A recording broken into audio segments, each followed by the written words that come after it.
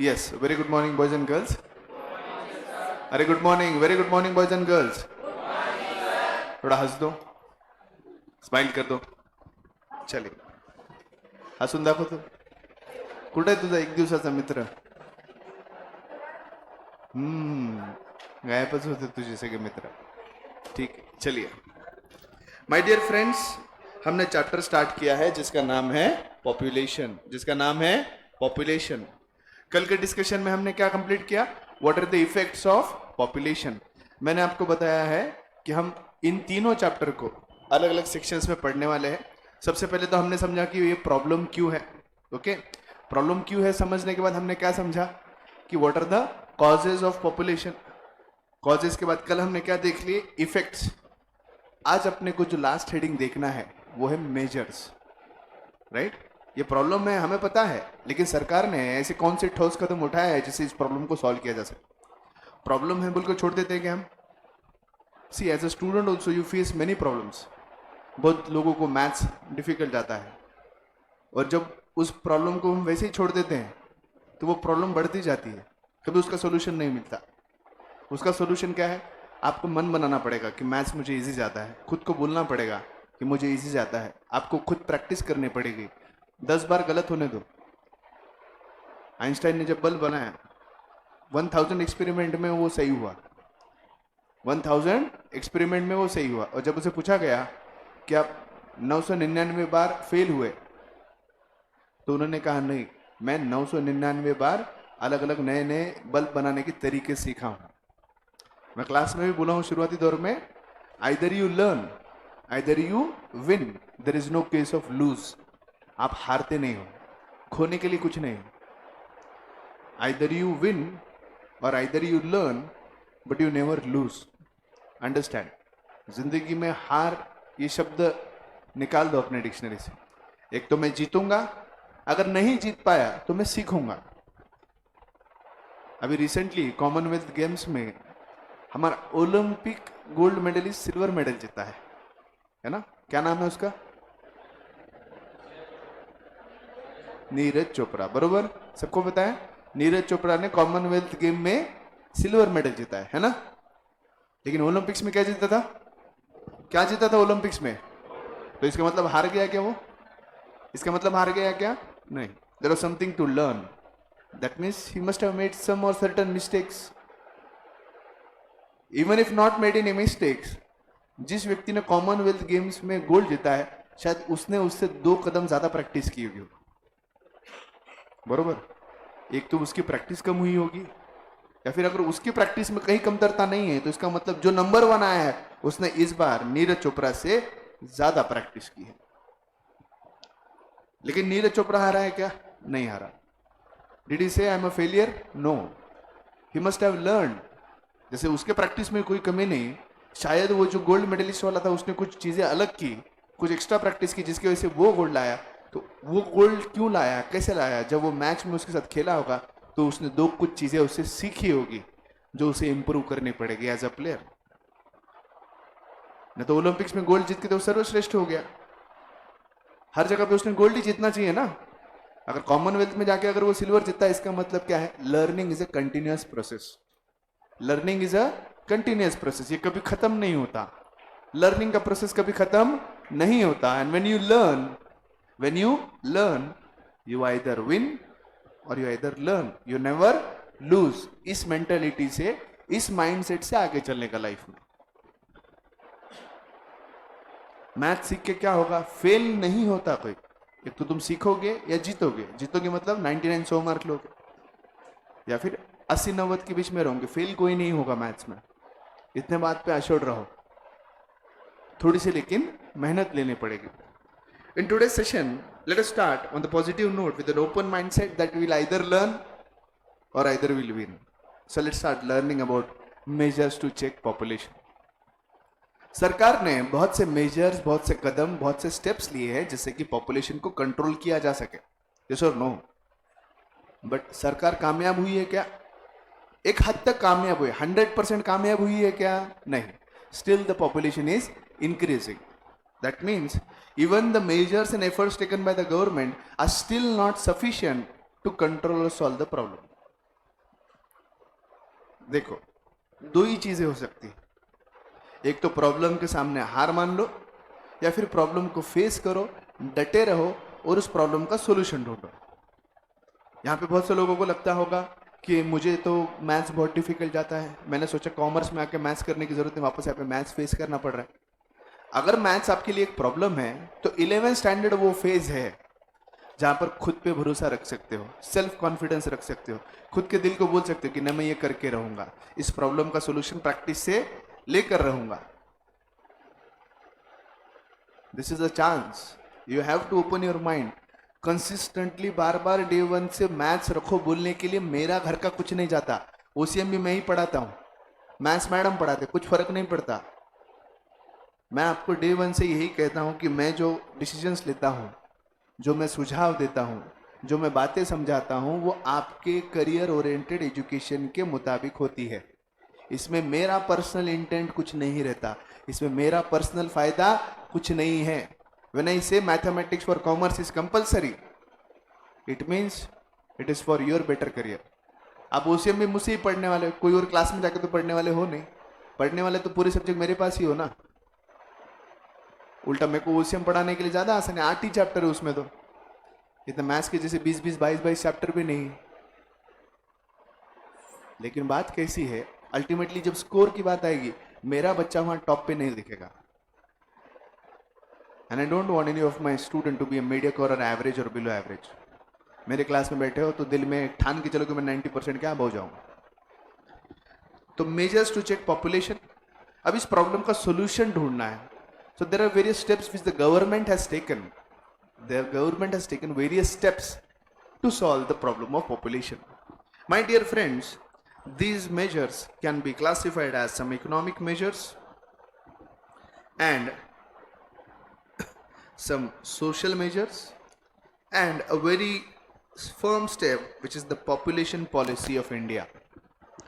My dear friends, earlier we did not have any policy for population. Government की कोई policy या कोई ऐसी सोच नहीं थी पॉलिसी को लेकर, but in the year 2000 the government has framed a population policy कि लोक संख्या को अगर कंट्रोल करना है उसे एक पॉलिसी के हिसाब से प्लान करना पड़ेगा। So we have a separate policy. So जो मेजर्स सरकार ने या गवर्नमेंट ने लिए हैं उसे हम 3 हिस्सों में सीखेंगे। पहला होगा इकोनॉमिक मेजर्स, पहला होगा इकोनॉमिक मेजर्स, यानी आर्थिक सुधारीकरण से कैसे पॉपुलेशन ग्रोथ को कम किया जा सकता है। समझने की कोशिश करो। मैंने एग्जांपल दिया था, जब भिखारी होता है परिवार को इसलिए बढ़ाता है, उसको लगता है जितने ज्यादा लोग रहेंगे तो भीख मांगेंगे, हाँ या ना। अगर इकोनॉमिक मेजर्स अगर सरकार लेती है, आर्थिक कदम उठाती है, इसका मतलब आर्थिक मदद यानी पैसे से, यानी एम्प्लॉयमेंट देकर पॉपुलेशन को रोका जा सकता है। कैसे? मान लो कोई भिखारी है जिसके पास काम नहीं है, सरकार ने उसे रोजगार दिया, उसे काम दिया, काम कर कर उसको कमाने का साधन दिया। जो पैसा कमाएगा तो उसका स्टैंडर्ड ऑफ लिविंग अच्छा होता जाएगा, वो अच्छा पढ़ने की सोचेगा, बच्चों को अच्छा पढ़ाने की सोचेगा, और जब अच्छे पढ़ेंगे तो अपने आप लिटरेसी से पॉपुलेशन कंट्रोल अपने आप आ जाता है। जब पैसा आता है तो पैसे के साथ लिटरेसी, स्टैंडर्ड ऑफ लिविंग, बाकी चीजें आ जाती। जब पैसा नहीं होता तो कुछ नहीं होता। इसलिए बार बार कहता हूँ, ना बीवी ना मैया ना बाप बड़ा ना भैया, होल थिंग इज दैट, सबसे बड़ा रुपया। पैसा ही सबसे बड़ी बात है और पैसा ही सर्वश्रेष्ठ है, ये फैक्ट है। पैसा है तो सलाम है, पैसे नहीं है तो कोई सलाम नहीं। पैसा सर्वश्रेष्ठ है, it is ultimate power. Time is money, so don't waste your time. So understand the point. Economic measures यानी क्या? कुछ ऐसे स्टेप्स जो गवर्नमेंट ने लिए हैं जिससे लोगों की इकोनॉमिक सिचुएशन यानी इनकम सुधर सके। अगर लोगों की इनकम सुधरी तो उनका स्टैंडर्ड ऑफ लिविंग बेहतर होता जाएगा, वो अच्छे लिटरेसी की तरफ जाएंगे, और जब लिटरेट होंगे, स्टैंडर्ड ऑफ लिविंग होंगे, तो खुद ही समझदार बन जाएंगे कि पॉपुलेशन की ग्रोथ को कंट्रोल करना क्यों जरूरी है, और वो वॉलेंट्री पार्टिसिपेट करेंगे, खुद होके हम दो हमारे दो यानी फैमिली प्लानिंग प्रोग्राम को खुद ही इंप्लीमेंट करेंगे बिना कोई एक्स्ट्रा एफर्ट के। Are you getting my point? आज जो भिखारी होता है जिसके 4-5 बच्चे, वो इतना क्यों नहीं सोचता? क्योंकि वो गरीबी की चपेट में है। उसको लगता है 4-5 लोग ज्यादा रहेंगे, ज्यादा हाथ रहेंगे कमाने के लिए तो ज्यादा इनकम होगा घर में, लेकिन ऐसा फंडा नहीं होता, ऐसा फंडा बिल्कुल भी नहीं होता। लेकिन वो उसकी सोच है। उसकी सोच बदलने के लिए उसको गरीबी में से बाहर निकलना पड़ेगा। उसको गरीबी में से बाहर निकालने के लिए उसको रोजगार देना पड़ेगा। उसे कुछ इकोनॉमिक ताकत देनी पड़ेगी, जिसे हम कहेंगे इकोनॉमिक वेलफेयर। जो अनएम्प्लॉयड है उसको कुछ काम नहीं है, फिर भारत की लोक संख्या में बढ़ोतरी करता जाता है, उसको कुछ देना देना नहीं है।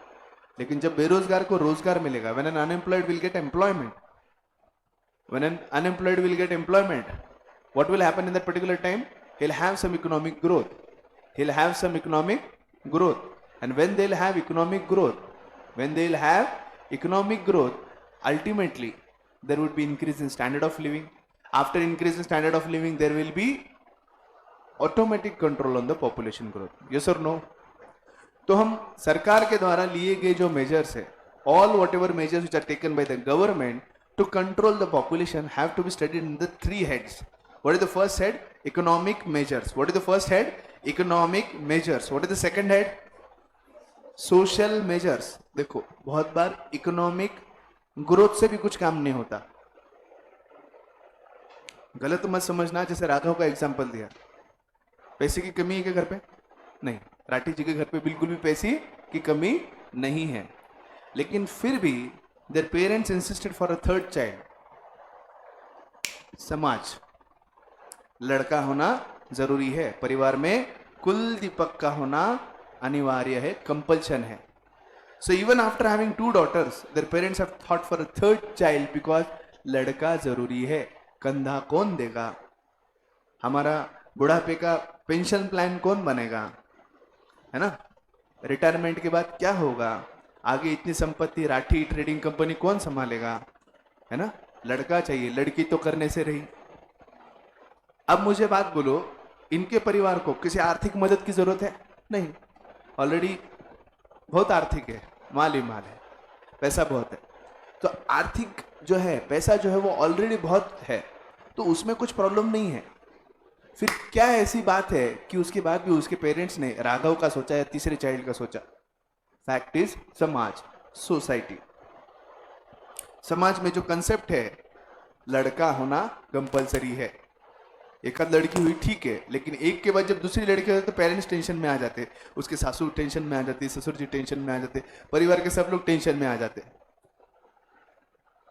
कभी ध्यान देना, मतलब कितने गलत जाते हैं हम। लिटरली आपके ग्रैंड पेरेंट्स प्रे करते हैं कि लड़का हो जाए, करते हैं। नो वन प्रेज कि गर्ल हो जाए। आई वॉज प्रेइंग कि मेरे को सेकंड भी डॉटर हो, बट ठीक है, बट आ रहा है, ठीक है, but I was praying I wanted a daughter. Things change so much. तो इसका मतलब क्या है? आर्थिक से कुछ, लेकिन मेरे मम्मी के मन में था, नहीं नहीं बेटा हो जाए तो बस है यार इसका, बस ठीक है। मैंने ऐसे क्यों?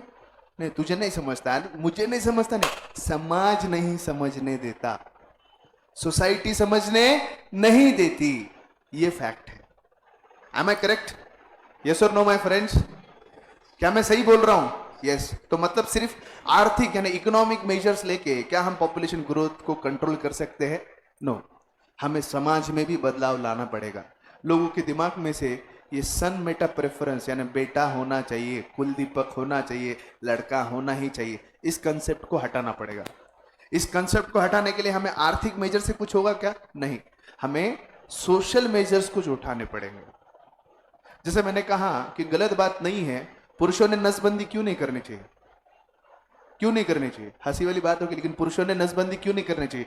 Why is it that only a woman has to be operated for a family planning program? Why can't male have a family planning program operation?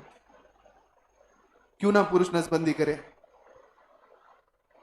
समाज क्या कहता है कि पुरुष ने नसबंदी कर दी तो वो हिजड़ा होगा, उसे लोग छक्का कहेंगे। अरे ये क्या बात हुई? समझ में नहीं आया लॉजिक मुझे,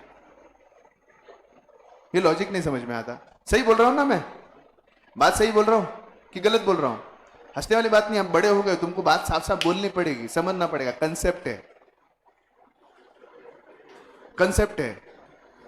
किसी परिवार में कोई करोड़पति, उसे बोल दो नसबंदी कर ले, फैमिली प्लानिंग है, पागल है क्या, होला है क्या? अरे बस हो गए, हम दो, हमारे 2 बस है। नहीं नहीं, बच्चे तो भगवान के तोहफे होते हैं, प्रसाद होता है भगवान का, तिरुपति में लड्डू बटे जैसा। लेकिन कंसेप्शन क्या है? फैमिली प्लानिंग प्रोग्राम के अंतर्गत जो भी इंप्लीमेंटेशन है, जो भी चीजें हैं, जो भी फैमिली रिलेटेड, प्लानिंग रिलेटेड जो ऑपरेशंस करवाने पड़ते हैं, जिससे कि आगे बर्थ ना हो, उसके लिए कपल्स में हमेशा the women has to sacrifice, why is not the male? क्योंकि समाज अलग तरीके से दिखता है।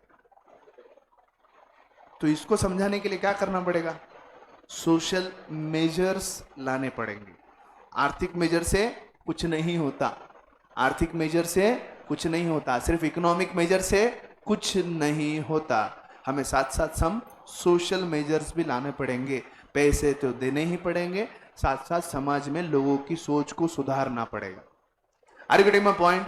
And the last point is about the population policy, जो कि recently 2000 में लाई गई है, जो पहले हमारे देश में नहीं थी। ध्यान देते हैं, starting with the economic measures. What all things are given in the economic measures? Starting with the first point, expansion of the industrial sector. Parbhani के एमआईडीसी में क्या होता है? फोटोशूट। परभनी के एमआईडीसी में क्या होता है? फोटोशूट। एमआईडीसी का मतलब क्या है? Maharashtra industrial development corridor. कितनों को मालूम था फुल फॉर्म? ये सच्ची सच्ची बताना, एमआईडीसी का फुल फॉर्म? हाँ, सी का नहीं मालूम था, एमआईडी मालूम था। हाँ, महाराष्ट्र इंडस्ट्रियल डेवलपमेंट कॉरिडोर। क्या बोलेंगे? Maharashtra industrial development corridor. ये फॉर्म होता है एमआईडीसी का। तो अब बात ऐसी है, एक्सपांशन ऑफ इंडस्ट्रियल सेक्टर। हमारे परभणी में फोटोशूट होता है, ओएसिस इंग्लिश स्कूल है, फ्लॅट सिस्टम, राहण्याची स्मार्ट सिटी, स्वस्त आणि छान व्यवस्था, रेसिडेंशियल अपार्टमेंट और घर है, लोगों के घर है। मतलब इंडस्ट्री के नाम पे, एमआईडीसी के नाम पे इंडस्ट्री में कुछ भी नहीं है। तो लेट्स फॉर एग्जांपल से there is expansion of industrial sector. Government ने कुछ बड़े बड़े प्रोजेक्ट्स को परभनी के एमआईडीसी में इंप्लीमेंट किया, राइट?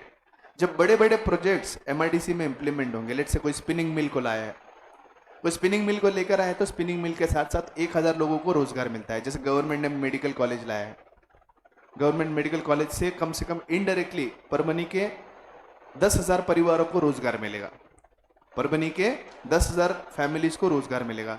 क्योंकि कॉलेज चलेगा तो टीचर चलेंगे, ट्यूशन चलेंगे, मेस चलेगी, हॉस्टल चलेगा, ऑटो चलेगा, होटल चलेगी, कैफे चलेगा, सब चीज चलेगा, हर चीज चलता है इनडायरेक्टली। जो स्टूडेंट आते हैं वो शॉपिंग भी करते हैं, खरीदी भी करेंगे, मार्केट चलेगा, सब चलेगा। आज पुणे पुणे क्यों है? आईटी सेक्टर की वजह से? झूठ बात है। स्टूडेंट हर साल 60 लाख स्टूडेंट पुणे आते हैं पढ़ने के लिए, उनकी वजह से पुणे पुणे है, बाकी कुछ नहीं। तो बात ऐसी है, the point is very clear, industrial expansion has to be there. जैसे गवर्नमेंट ने कोई बड़ी इंडस्ट्री अगर परभनी में लाई जिससे कि 5000 लोगों को रोजगार मिलेगा, मुझे बात बताइए, जो 5000 लोग जो वहां पे एम्प्लॉयमेंट लेंगे, पहले उनके पास एम्प्लॉयमेंट थी क्या? नहीं। तो जब नई बड़ी इंडस्ट्री आएगी तो परभनी के नए 5000 लोगों को एम्प्लॉयमेंट मिलेगा। जब उनको एम्प्लॉयमेंट मिलेगा तो उन्हें क्या मिलेगा? इनकम। इनकम से क्या बढ़ता है? Standard of living. इनकम से क्या बढ़ता है? लिटरेसी। और इनडायरेक्टली जब वो कमाने के काबिल होंगे, बड़े बड़े प्रोजेक्ट्स में, बड़े बड़े कंपनियों में काम करेंगे, अच्छा कमाएंगे, अच्छा स्टैंडर्ड ऑफ लिविंग रखेंगे, अच्छी लिटरेसी रेट रखेंगे, तो इनडायरेक्टली उनको पॉपुलेशन के ग्रोथ पे ऑटोमेटिक कंट्रोल आता है। लेकिन ये सब इनडायरेक्ट प्रोसेस है। ये सब कैसा प्रोसेस है? इनडायरेक्ट। अब मान लो कोई इंडस्ट्री नहीं है तो 5000 लोग क्या है? बेरोजगार है, उनके पास कुछ काम नहीं, वो एक ही काम करेंगे, भारत की लोक संख्या बढ़ाते जाएंगे। ये फैक्ट है, ये फैक्ट है। So expansion of industrial sector will create job opportunities. Job opportunities will create income opportunities. Income opportunities will create a standard of living. Standard of living will create an literacy rate, which will create awareness about population. Second point, creation of employment opportunities. सरकार की unemployment chapter में हम देखेंगे बहुत सी employment scheme आती है, जैसे कहीं डैम बनता है, हाईवेज बनते हैं। मनरेगा के अंतर्गत रोजगार योजना जो है सरकार गरीबों को देती है।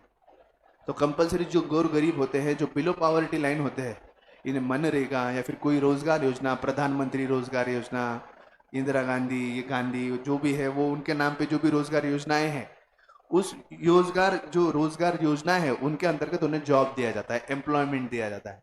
और जब उन्हें एम्प्लॉयमेंट मिलता है, अब जैसे मान लो हमारे गंगाखेड़ में कोई डैम बन रहा है, तो डैम पे काम करने के लिए 500,000 लोग लगेंगे। तो उस बड़े से डैम के काम करने के लिए जितने लोग लगते हैं, वो रोजगार, वो एम्प्लॉयमेंट वहीं के लोकल गरीबों को दिया जाता है। जब वहीं के लोकल गरीबों को वो काम मिलेगा तो उन्हें एम्प्लॉयमेंट मिलेगी। एम्प्लॉयमेंट से क्या आएगा? इनकम। इनकम से बेहतर स्टैंडर्ड ऑफ लिविंग, बेहतर लिटरेसी और indirect control on population. Next, removal of poverty. जो भिखारी होता है उसके दिमाग में क्या लॉजिक है? मैं हूं, मेरी बीवी है, मेरे बच्चे हैं, हम परिवार के सब लोग अगर भीख मांगेंगे तो हमारा महीने का टर्नओवर 50,000 का रहेगा, हम फुल अमीर हो जाएंगे। लेकिन वैसा होता है क्या? नहीं। वो ये नहीं समझते कि जितने लोग बढ़ जाएंगे उतना खर्चा भी बढ़ेगा।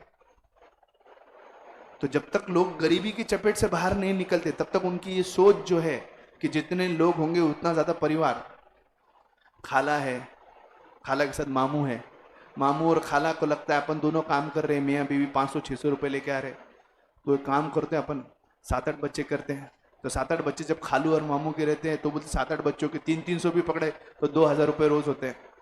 वो 2,000 और अपने 500, 3,000 रुपये रोज, मतलब 1 लाख रुपए अपने फैमिली में मंथली इनकम शुरू। खाली एक साइड का टोटल करते हो, कभी एक्सपेंसेस साइड का टोटल करते ही नहीं। उनको ये नहीं पता ये 1 लाख कमा तो लेंगे, इधर 80,000 का खर्चा बढ़ जाएगा, उसका क्या? पहले खाला और मामू को लगते थे 200 रुपए दिन के, अब उनको लग ही रहे हैं लगभग 2,000 रुपए दिन के। कमा रहे 2,500, खर्चा कर रहे 2,000। बाद में तो ऐसा होता है जब इस 7 वापस और 7-7 करने लगते हैं फिर वो खर्चा कहाँ के कहाँ चला जाता है। सो द पॉइंट इज, इस गरीबी की चपेट में से निकलना जरूरी है। क्योंकि जो गरीब है, जो पुअर है, उसको क्या लगता है? परिवार में जितने ज्यादा लोग रहेंगे उतने ज्यादा कमाने का साधन रहेगा। सिंपल है। खाला मामू को लगता है घर में जितने लोग रहेंगे, जितने लोग नौकरियों को जाएंगे उतने घर में पैसा आएगा। भले फिर वो मैकेनिक का काम करो, छोटा मोटा काम करो, झाड़ू पोछे काम करो, कुछ भी करो, लेकिन काम करके घर में पैसा आना चाहिए।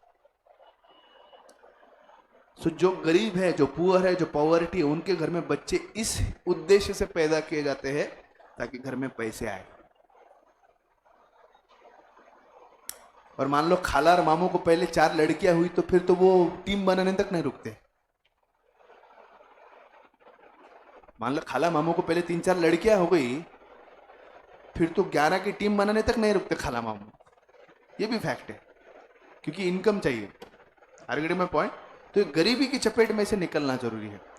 इसीलिए गवर्नमेंट राशन की दुकानों पे कम दाम में, कम पैसे में अनाज देने का काम करती है।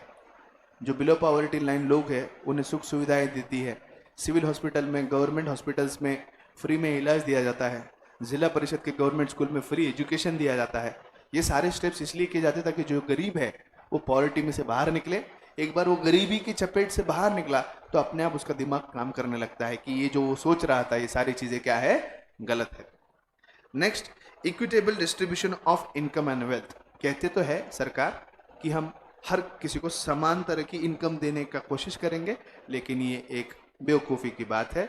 इसका मैं कोई तथ्य या एक्सेप्टेंस नहीं रखता, क्योंकि भारत में 1% people own 79% of wealth. Bharat की लोक संख्या के 1% लोग, कितने कितने बोल रहा हूं मैं? 1% people own around 79% of wealth. 1%, सिर्फ 1% लोगों के पास भारत की 79% वेल्थ है, और बाकी 99% लोगों के पास कितने हैं? 21% सिर्फ। सो ये आंकड़े क्या बताते हैं? इक्वल डिस्ट्रीब्यूशन या very unequal distribution? Unequal distribution of income and wealth.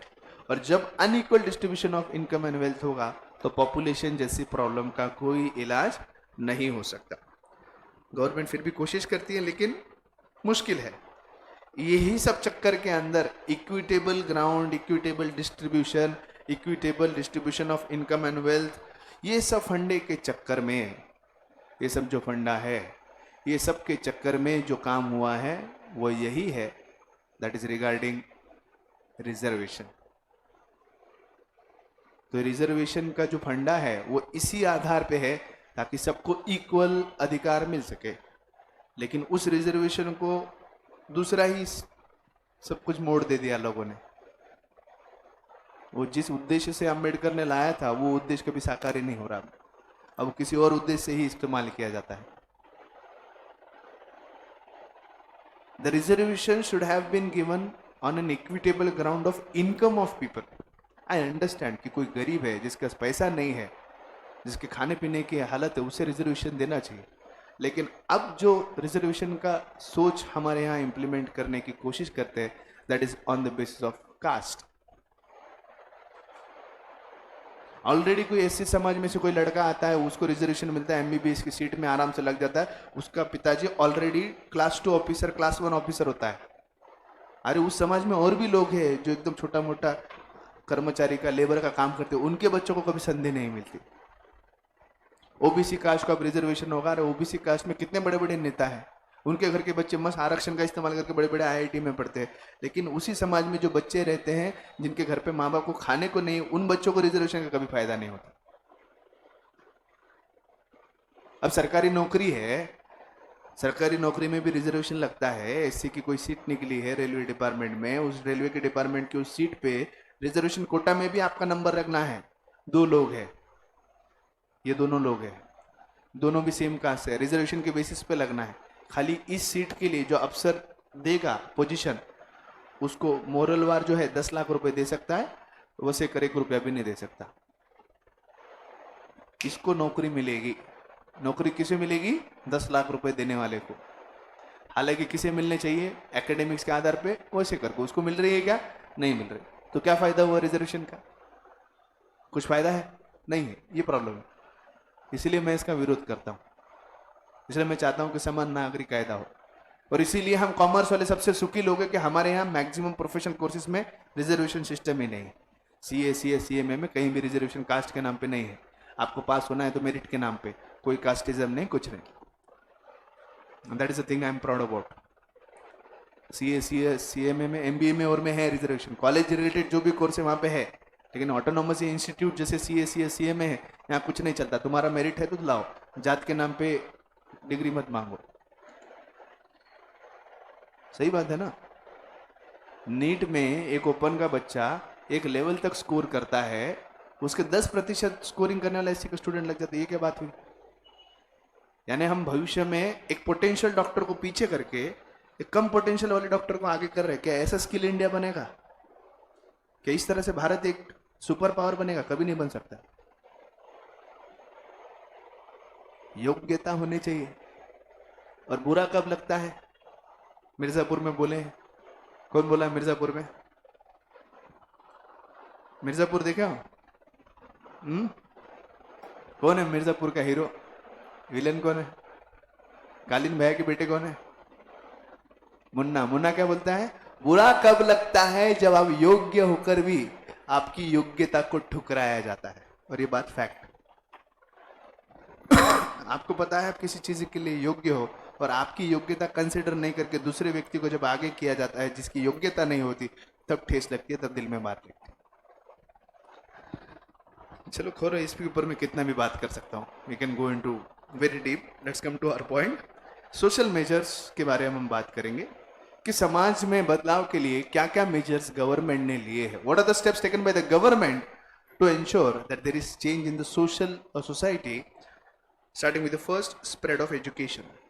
Under the new education policy, now there is free and compulsory education for all the children from 3 to 18. That means your primary education is also free, your 10th standard education is also free, and your 12th standard education is also free. यानी सरकारी स्कूलों में अब primary से लेकर 12वीं होने तक आपको फ्री एजुकेशन मिलता था, जो न्यू एजुकेशन आने से पहले, न्यू एजुकेशन पॉलिसी आने से पहले पहली से 10वीं तक था। पहले से 10वीं तक था। अभी न्यू एजुकेशन पॉलिसी लाने से पहले पहली कक्षा से 10वीं कक्षा तक का free education, right to free education था। लेकिन अब मोदी जी ने जो न्यू एजुकेशन पॉलिसी लाई है उसके अंतर्गत 12वीं तक का शिक्षा जो है वो फ्री हो चुका है, और उसके अंदर प्राइमरी लेवल का भी एजुकेशन अब कंसिडर किया गया है। जहाँ पे सरकारी स्कूलों में, जिला परिषद स्कूलों में 12वीं तक का शिक्षा अब फ्री ऑफ कॉस्ट दिया जाएगा, बिना कोई पैसे लिए दिए। Getting my point, right? क्योंकि एजुकेशन बढ़ेगा तो ही हम पॉपुलेशन के ऊपर कंट्रोल ला सकते हैं। एजुकेशन एक सबसे बड़ा वेपन है जो देश को किसी भी तरह से मोल्ड कर सकता है। Improving the status of women, महिलाओं का स्टेटस इंप्रूव करना पड़ेगा। The status of women in the society is very low. जैसे मैंने कहा कि मेरे बाजू में सोमानी अंकल है, उनकी 2 लड़कियां थी, दोनों लड़कियों की शादी हो गई, दोनों लड़कियों को अच्छा पढ़ाया, अच्छा काम करते हैं, जॉब करते हैं, कमाते हैं, इंडिपेंडेंट है, सब है। क्यों ऐसा रूल है कि शादी के बाद बेटी जब कमाती है, इंडिपेंडेंट बनती है, सब कुछ करती है, उसके बावजूद अपने कमाई का कुछ हिस्सा अपने माँ बाप को नहीं दे सकती? क्यों नहीं दे सकती भाई? क्या बॉन्ड पेपर लिखा के लाए हो क्या कहीं पे? नहीं, ससुराल वाले क्या बोलेंगे? बेचारी जॉब भी करती है, कमाती भी है, सब भी है, और जॉब करने के बाद महीने के एंड में जब पैसा आता है, सैलरी भी आता है, तो वो जॉब की सैलरी का पैसा पहले सासू जी के हाथ में रखना पड़ता है, फिर उसमें से उन्होंने कुछ दिया तो खर्चा करेंगे। मतलब ये क्या, मतलब गुलामगिरी हुई? वो सासू को मस्त है। फैक्ट बोल रहा हूं कि नहीं बोल रहा हूं? अल्टीमेटली वो बहू जो कमाती भी है, वो कमाने का पूरा हिस्सा वो लाके सासू के हाथ में देती है, फिर सासू जी जो बोलेंगे वो दे। अरे ये क्या बात हुई? ठीक है, सासू को नहीं भी देना है, तू तेरा खर्च, लेकिन अपने माँ बाप को दे सकती है क्या? अपने माँ बाप को दे दिया तो इधर भौचाल आ जाएगा एकदम घर में। अरे पागल है क्या? मायके वालों में कौन पैसे देता है? कोई नहीं देता। अब मेरी 7 बहनें हैं, 8 बहनें, 8 में से 7 की शादी होगी। मुझे नहीं पता कि उसमें से 7 बहनें जिनकी शादी हुई उसमें से कोई भी कमाती है और अपने पेरेंट्स को यहाँ पे कोई देती है। मेरे को सिस्टर ने, मेरे अंकल की जो लड़कियां हैं, वो मेरे अंकल में से किसी अंकल को वो कमा के कुछ देती नहीं। क्यों नहीं दे सकती? क्यों? क्योंकि ये समाज के नियम है। इन नियमों को तोड़ना जरूरी है। जब तक सोसाइटी में लोगों को ये नहीं समझ में आएगा कि लड़की भले शादीशुदा हो, कैसे भी हो, वो अपने माँ बाप को सपोर्ट कर सकती है, अगर इस तरह का कुछ बदलाव आया तो शायद लड़की पैदा होने पे भी डिफरेंशिएट नहीं किया जाएगा। गलत क्या है राठी जी का सोचना? कोई तो बुढ़ापे का सहारा मिले, दोनों बेटियां पराया धन है, शादी होने के बाद सीए भी बन जाए तो भी वो उधर कमाने वाली है, उधर ही कमाएगी, खुद का ससुराल चलाएगी, खुद का घर चलाएगी, माँ बाप को वापस कभी 1 रुपया नहीं देगी।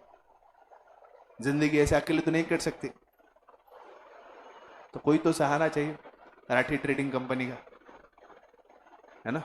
और घर जवाई तो ला नहीं सकते, है तो बा लोग क्या बोलेंगे, घर जवाई ला रहे, कंसेप्ट नहीं अलग। तो समाज की सोच है, इसे बदलना काफी जरूरी है। इसे हम कहेंगे improving the status of women. The status of women in the society is very low.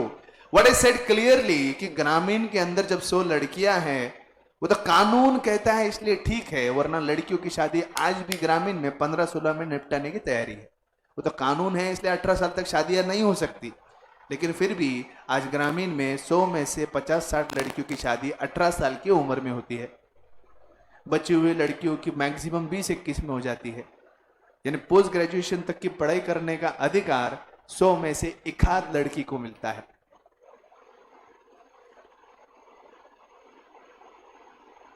और हजारों में से किसी एक लड़की को मौका मिलता है पोस्ट ग्रेजुएशन कंप्लीट करने के बाद शादी से पहले जॉब करने का। ग्रामीण की बात कर रहा हूं।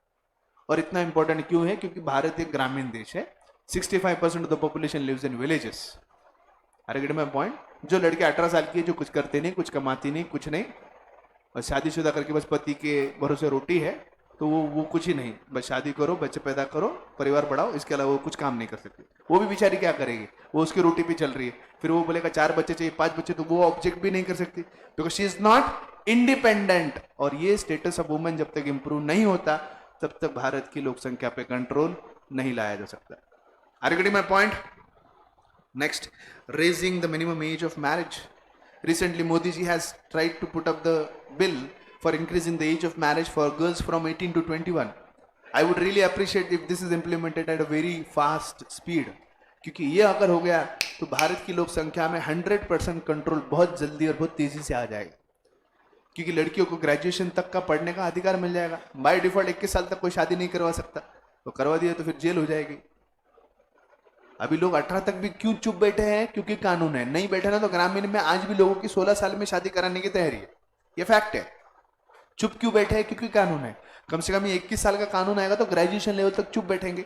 और अगर ग्रेजुएशन लेवल तक लड़की पढ़ लिख ली अपने मैके में ही, अपने घर में ही, तो उसका स्टेटस अपने आप इंप्रूव होने लगा। वो खुद ही परिवार में बोलने लगेगी कि मुझे अब पोस्ट ग्रेजुएशन में जॉब करने तक, इंडिपेंडेंट बनने तक शादी नहीं करनी।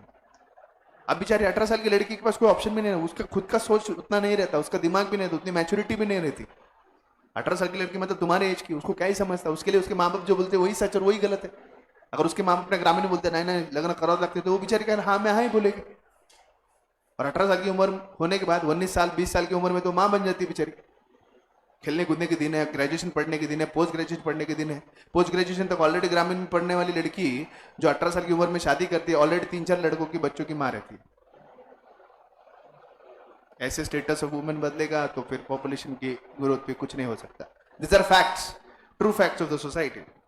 सो the status of the woman has to be change and there has to be raising in the minimum age of marriage. Are we clear? Population policy of India. What is the next point we have? Population policy of India. Please pay attention. Measures के सारे point complete कर लें। Earlier, before 2000, India never had a population policy. Earlier, before 2000, India never had a population policy. But recently, in the year 2000, India has implemented its own national population policy. In the year 2000, India has implemented its own national population policy. Family planning program is one of the first step for implementation of population policy. जगह जगह पर गांव-गांव में family planning के centres है जो लोगों के बीच में अवेयरनेस क्रिएट करने का काम करते हैं। बीच में रेडियो में, टीवी पे, न्यूज़पेपर में, हर जगह पे जोरों शोरों से ऐड चल रही थी। 1961 से लेकर 2000 तक भारत का पॉपुलेशन बढ़ रहा था। हर साल 15 करोड़, 16 करोड़, 17 करोड़ लोग पैदा हो रहे थे हमारे इंडिया में। इतने फास्ट स्पीड से पॉपुलेशन बढ़ रहा था कि सरकार को सबसे पहले तो स्टेप लेना पड़ा कि पॉपुलेशन की लोक संख्या को कुछ तो करो। इसलिए फिर सरकार ने उस दौरान में, इवन आई रिमेंबर 90s के उस दौर में, एड्स, मास मीडिया, अवेयरनेस, अलग अलग तरह से हम दो हमारे दो, इस नारे को बहुत ज़्यादा उन्होंने प्रमोट किया। बीच में कुछ स्कीम लाए कि अगर आप हम दो हमारे दो के परिवार में रहते हो तो आपको ये बेनिफिट मिलेंगे। जिस परिवार में हम दो हमारे 3, 4, 5 ज़्यादा रहेंगे उनको इन बेनिफिट से बाहर रखा जाएगा। तो ऑटोमेटिकली, डायरेक्टली, इनडायरेक्टली गवर्नमेंट ने अपने फैमिली प्लानिंग के बारे में बताना शुरू किया। होता क्या है, लोग गरीब होते हैं, इलिटरेट होते हैं, उन्हें परिवार के बारे में, परिवार के प्लानिंग के बारे में कुछ पता नहीं होता। If you go to the West, the people don't get married till the age of 35-40। साला यहाँ पे शादी करना तो कंपलसरी है, नहीं करो तो भी समाज अलग दिखने। अब सलमान खान अभी मरने को आया हो तो भी सलमान भाई शादी कब करेगा? हाँ भाई, क्या शादी करेगा वो, मरने को आया, 55 साल उम्र है उसकी, फिर भी चल्लू भाई आप शादी कब करेंगे? अरे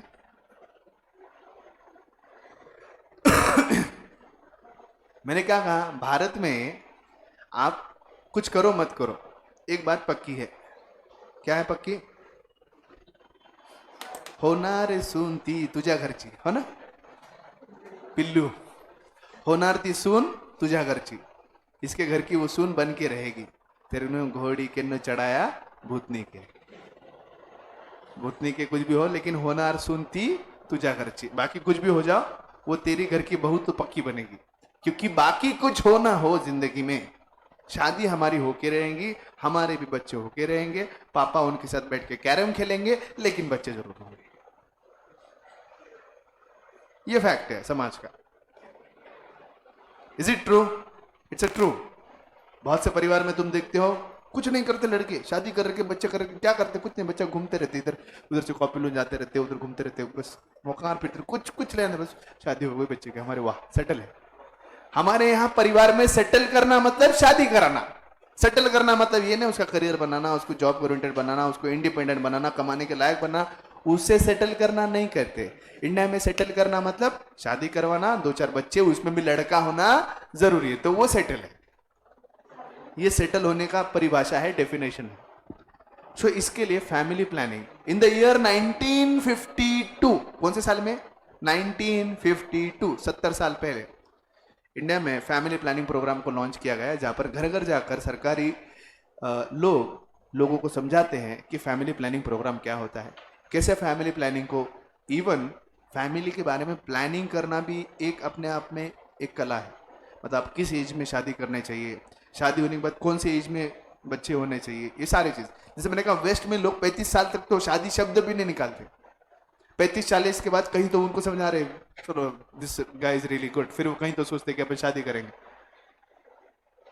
by the time they plan for, शादी करने के बाद भी उनका कुछ दिमाग में नहीं रहता कि immediately will have kids. So start thinking about having kids after 45। They start thinking about having kids from 45। 5-10 minute थांब। They start thinking about kids at the age of 45. By 45, the fertility rate of women is already very low. She is not at all capable of having multiple births or too many births. But when a girl gets married at the age of 18, there is possibility of n number of births getting married at such an early age. Hence, age is such a big issue. West में already महिलाएं 45 साल में वो बहुत ज्यादा matured होती है समझने के लिए। अपने यहाँ पे 21 साल होने दो, लड़कियों में मैच्योरिटी आ जाती है। जो 18 साल में माएँ बनती है लड़कियां, वो सब सिस्टम बंद हो जाएगा। हंसने वाली बात नहीं, गधे, फैक्ट है, समाज की सच्चाई है।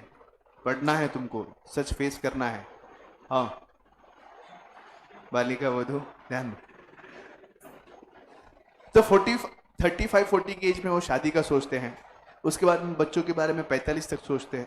अब मेरी बात समझने की कोशिश करो, 45 साल में जो वेस्ट के किसी कपल को कोई बच्चा होता होगा, by the time he is 18 उसके पेरेंट्स ऑलरेडी रिटायरमेंट ले लिए होते हैं। इसीलिए वेस्ट में कल्चर है कि 18 के बाद घर के बाहर, तुम तुम्हारा कमाओ, तुम तुम्हारा खाओ और तुम तुम्हारा जियो और जीने दो, ऐसा कंसेप्ट होता है। अपने यहाँ तो नहीं पिल्लू खा खा खा, वो माँ बाप की उम्र हो जाती है 80 साल, फिर भी पिल्लू अपना 40 साल का, पिल्लू खा ना बेटा खा, नहीं रे खा, खूब फिरू नालस बोमलू नालस खा। मतलब पिल्लू कुछ भी नहीं कर रहा तो पिल्लू की पोतों को पोती को बेचारी दादा कमाते हैं, काम करते हैं, दिन रात मेहनत करते हैं, उनका रोजी रोटी सब देखते हैं। पिल्लू बोम्बल के आता है, फिर पिल्लू खा ना, क्या सिस्टम है बे।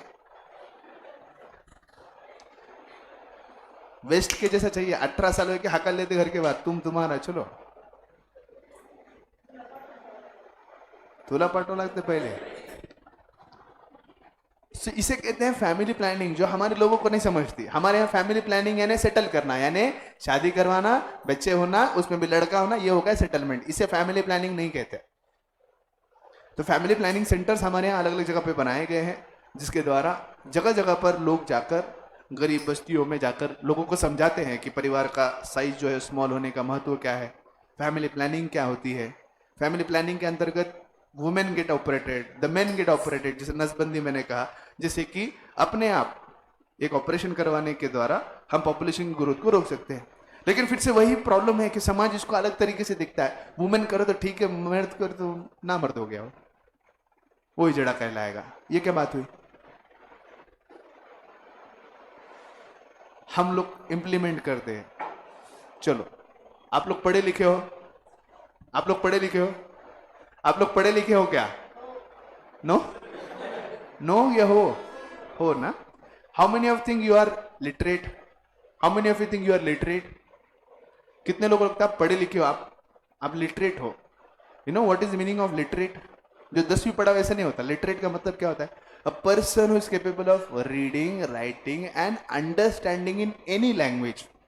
अ पर्सन हु कैन रीड, रास्कला mind it, a person who can read, write and understand in any language is called as literate. Kota ka? Annam pappu tinnawa? Tinna? Ni parenti? जरगो अम्मा।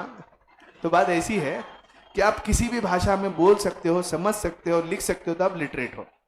तो इस डेफिनेशन के मुताबिक क्या मैं ये अज्यूम कर सकता हूं कि क्लास में सब लिटरेट है? यस और no? Can you read, write and understand at least in one language? Yes और नो? बंगाली, तमिल, जो भी हो, कैन यू? यस और नो? तो जब पढ़े लिखे हो तो तुम्हें लगता है कि जो मैं पढ़ा रहा हूं वो सब सच है? हाँ या ना? कि मैं कुछ गलत पढ़ा रहा हूं? चलो ठीक है, एक कैंपेन करते हैं फैमिली प्लानिंग प्रोग्राम अवेयरनेस का। ठीक है, फैमिली प्लानिंग प्रोग्राम के बारे में आपको टीम बनाकर घर घर जाकर अवेयरनेस फैलानी है। और कहना है कि फैमिली प्लानिंग प्रोग्राम में घर में अगर आपके पुरुष है उन्होंने भी स्टेप लेने चाहिए, नसबंदी के बारे में सोचना चाहिए। वो वहां से चप्पल फेंक के मारेंगे। बताओ कितने लोगों में हिम्मत है, कितने लोगों में हिम्मत है? इसकी पिल्लिश पहले बांधेंगे पकड़ के। क्या कर रहे हो तुम, भविष्य खराब कर रहे हो खुद का। चलो कितने लोगों में हिम्मत है? चलो ठीक है, फैमिली प्लानिंग के बारे में नसबंदी वगैरह नहीं, लेकिन सचमुच में एक्टिविटी बेस्ड पढ़ना चाहते हो क्या मेरे पास, कि जो वही किताबी पढ़ना है? क्या लगता है कि तुम हम जिम्मेदार भारत के नागरिक है? लगता, कितने लोगों को लगता है कि हम जिम्मेदार भारत के नागरिक है? कितने लोगों को लगता है? तेरे पे बहुत जिम्मेदारियां है मुझे मालूम है, लेकिन बाकी लोगों को लगता है क्या? Can we put up a drive where the students go out and talk to the society and explain them what is family planning program? Why is it important to keep the family size of the family small? जाना है 2 minute, हर किसी ने बात करना है। हिम्मत चाहिए, हिम्मत चाहिए बात करने की, बात रखने की। गलत तो नहीं बोल रहे? कितने लोग जा सकते बताओ? जाना है, परिवारों में जाना है, मैं आपको समझाऊंगा क्या बोलना है, क्या बात करना है, जिससे आपको चपले ना पड़े। आपको घर घर जाना है, हर किसी ने एटलीस्ट 10 घर जाना है, 10 घर जाकर चीजें समझानी है कि भाई ऐसे ऐसा हमारे सर ने सिखाया है, तो हम आपको सिखाने के लिए आए। नंबर दे सारा। और बाकी कुछ होता टेंशन नहीं हो, देशमुख संभाल लेता हूं। कुछ ज्यादाच कोई बोला महानगर पालिका कडनं आलोय बोलने का बस, प्रताप भाई ने पाठवले आम्हाला, कोई कुछ नहीं बोलता, छोड़ देने का अपना, टेंशन खत्म। हाँ, कितने लोग रेडी हैं? कितने लोग जिम्मेदार नागरिक हैं? हाथ उठाओ। ये भारत बदलेंगे, ये लोग बदलेंगे भारत। जो बात करने से डरते वो लोग क्या भारत बदलेंगे? और मैं क्लास में बात करूं सर काय म्हणते, आमचा सर खूप वेडा आहे, काही म्हणत होतो वर्गात, नसबंदी है आगेलेगा, ये भविष्य बदलेगा, ये भारत बदलेगा। क्या बदलोगे बे तुम? कुछ नहीं बदल सकते, कुछ नहीं बदल सकते तुम, तुम्हें कोई अधिकार नहीं बदलने का। हाँ, बैठे बैठे वहां बैठ के मन में बोल रहा होगा नहीं, सर ने क्या कहते, मर्द मर्द होता है, मर्द को दर्द नहीं होता। मुश्किल है। अच्छा कितने लोग तैयार हैं एक्टिविटी के लिए? कितने लोग तैयार है एक्टिविटी के लिए? कितने लोग तैयार? हाथ तो ऊपर करो। अच्छा टास्क देता हूं, जाओ, हिम्मत है कि तुम में जाके देखो। You should have that courage, you should have that confidence. गलत नहीं बोल रहे तुम, किसी को जाके गाली देने के लिए नहीं, आया हुआ कुछ नहीं बोलना है अपने को, गाली नहीं देना, उसको अच्छी चीजें समझानी है। कितने लोग की तैयारी बोलो? मुझे मालूम है किसी की तैयारी नहीं, इसलिए आगे बढ़ते हैं। बाकी के पॉइंट कल देखते हैं। Thank you.